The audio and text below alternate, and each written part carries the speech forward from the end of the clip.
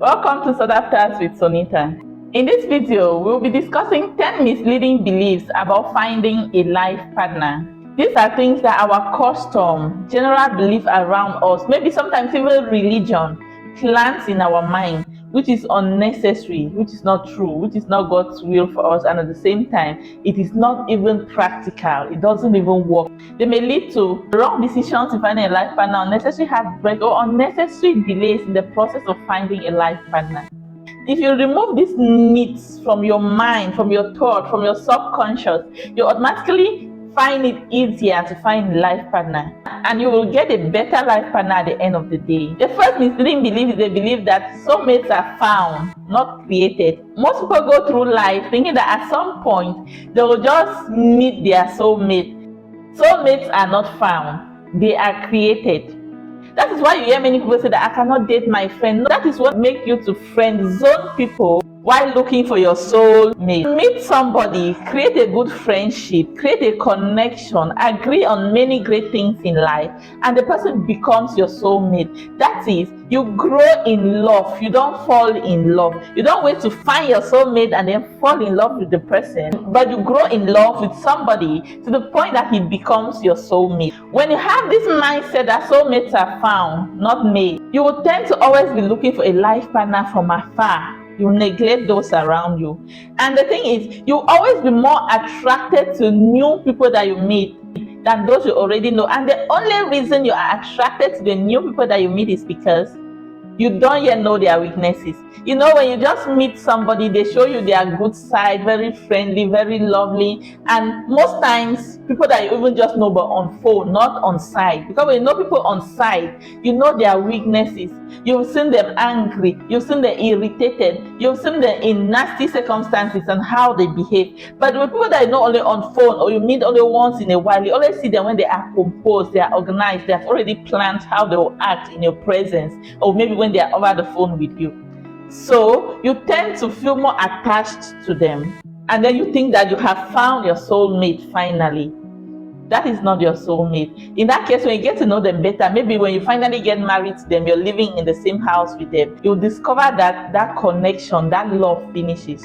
Because that soulmate, you found it, you did not make it. For soulmates that you make, you already know the good, the bad, and the ugly about them, yet you still love them, yet you still have that connection. That is actually your soulmate. The grass always looks greener on the other side until you get there and realize it's not that green. The second myth is the idea that God will reveal my spouse to me in a specific way. If you're thinking that God must use vision, dreams, and prophecies to show you your life partner, you're in error. I have seen many situations where somebody receives somebody in a dream or in a vision, and it is just their imagination working on them. Sometimes it can even be the devil trying to mislead you. So the key thing is to follow principles in scriptures describing how a life partner should be, and select your own life partner using those criteria. Sometimes God uses these things just to affirm your conviction for something that He is already shown you from scriptures. Not that it should be the basis for which you decide to marry somebody. This third myth is very heartbreaking for me because it is not even something that I expect people to be thinking. It breaks my heart that even Christians in this generation do not believe in sexually pure relationships, do not believe in waiting till marriage, do not think that it is possible to have a relationship with somebody and wait till marriage before you have sex. It is possible. Those relationships, they exist. There are people who have been in relationship till marriage and they stayed sexually pure. I know even friends that did that. I know of even virgins in their 30s before they eventually get married. Let nobody lie to you that everybody is doing it, because not everybody is doing it. And the reason why you may be thinking that sexually pure relationships do not still exist is because of the people you surround yourself with, your cycle of friends. There are people that are living in sexual immorality in their own relationships. So they tend to generalize it so that they feel better, and they are intimidating you. Change your cycle of friendship when you find out that that's the general belief. Relate more with people who think otherwise. And the worst case scenario is that situation where you are in a relationship with a brother or a sister in church, and that person does not believe that the relationship can stay sexually pure. They are pressuring you for sexual immorality because they think that the Bible cannot be obeyed. That one is the worst case. 1 Corinthians 5 verse 11 talks about that kind of brother or that kind of sister that is among brethren but is living an immoral life. The strange thing that 1 Corinthians 5 verse 11 says about that kind of person is that do not even associate with that kind of person. Do not even make friendship, not to talk of relationship or thinking marriage with that kind of person. So keep away from them. Don't try to manage the relationship. It is different when somebody has a sexual temptation and they are resisting it, but it is worse when they are saying that it is not possible. No, it is possible. Another myth is the fact that most people believe that once somebody is friendly with you, then he wants to marry you. Somebody can be friendly with you for many different reasons apart from marriage. They can be very bad reasons and they can be very good reasons. Because they discover that you're such a serious girl and they want to help you to succeed in a particular thing you're doing at that time. Or they just like your friendship, not for marriage. And another one may be even bad reasons, like somebody can be friendly with you because they just want to sleep with you and go. So don't just assume that somebody is friendly because he wants to marry you. But if that friendship is becoming too intimate, the person is over involving in your life to a point that it is affecting your emotional stability, then address the issue. Don't just let it slide. Ask the person what they want. And if they want a relationship, let them define the relationship, and then you decide whether you are in or you are out. If it's somebody who just does not know how to keep their boundaries, define your boundaries with them. Let them know how friendly, how close they can get to you. Another lie is the idea that there is only one person that God has chosen for you as a life partner. There is no one person that God has chosen for you as a life partner. There is a type of person that can suit you as a life partner, but there is no one particular person in the whole wide world that is your own life partner. I have never seen that in scriptures. I don't know where the idea came from. Another lie that some people believe is that it is all God's handwork to look for me a life partner. I will do nothing about it. Adam was sleeping when God brought him a life partner, so I just need to be sleeping at peace and God will bring my life partner. Yes, be at peace. Be doing your thing while searching for a life partner. Because the Bible says that he who finds a wife will not stumble on one. You have to find one. And the finding is not that you should be worried or obsessed about it. It's just that you should put yourself in the right position that you can find one. There are things you need to do. Make friends, that is key. Make friends with the opposite sex. Not necessarily that you're looking for a life partner, but be friendly. Find a life partner is a watch and pray process.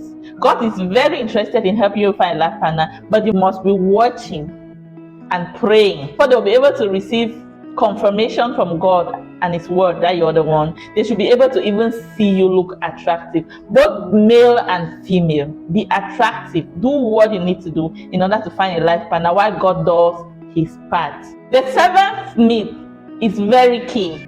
A lot of people think that the body has to do only the shape and the complexion. No. In my last video, I talked of checking the spirit, the soul, and the body. I want to say here that when I talk of body, I don't only mean the shape and the complexion.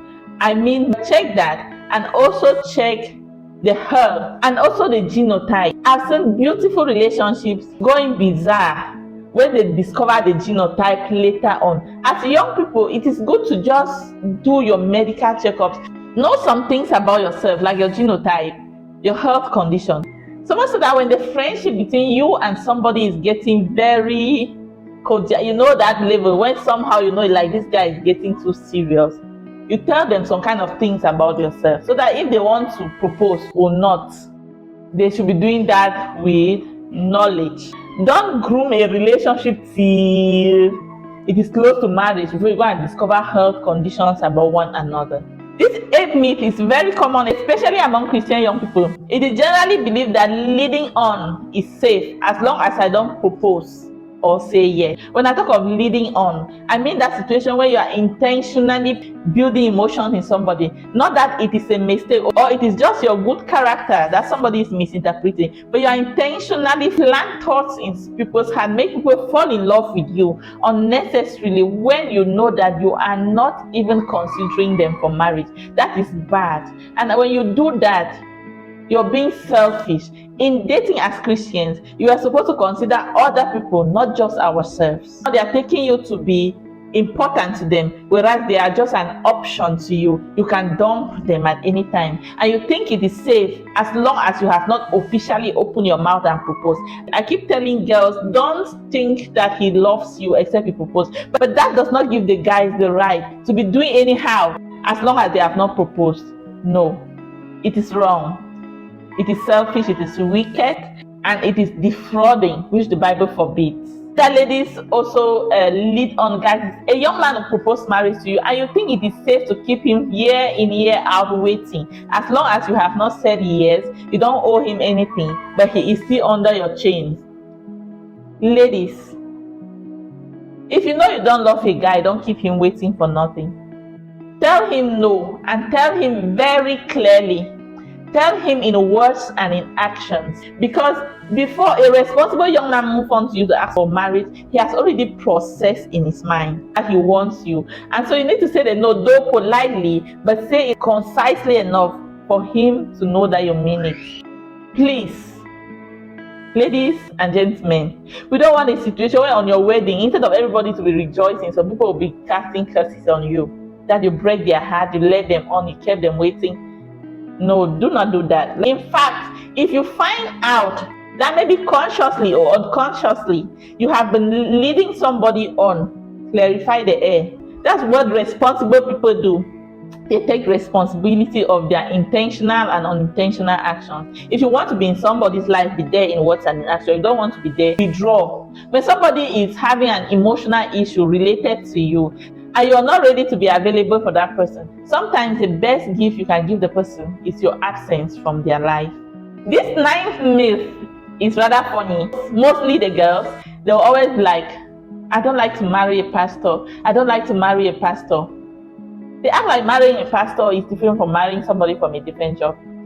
Yes, I know that it may come with responsibilities, it may come with spiritual battles, but which job is void of these things?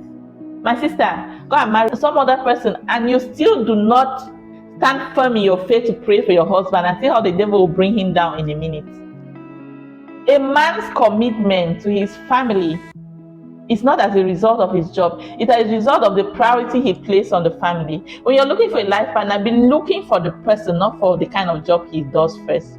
Because somebody can be doing a job that is so relieving, but if they do not prioritize their family, they will still not be present for their family. But even somebody is doing a job that is so demanding, like the job of a pastor that most young ladies fear, if he is a man that prioritizes his family, he will create time for it.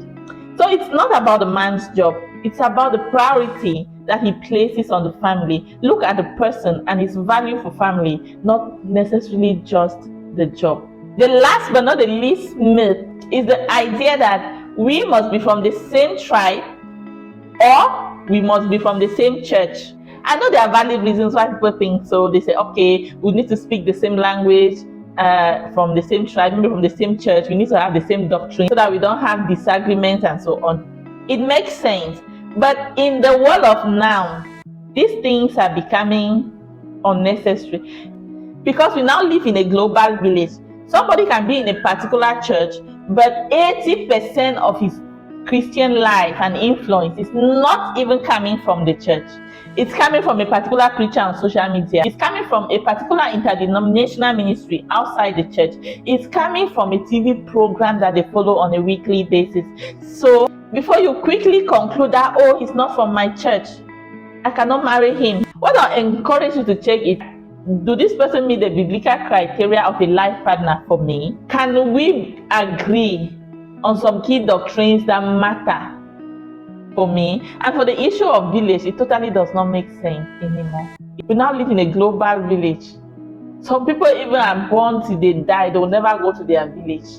These beliefs are really misleading. We need to debunk them, remove them from your mind. Forget about them. Do not work with them, or else you might end up missing out on a wonderful person God is bringing your way just because of this. Or you might end up being attached to a wrong person who is not even meant for you just because you're holding on to this.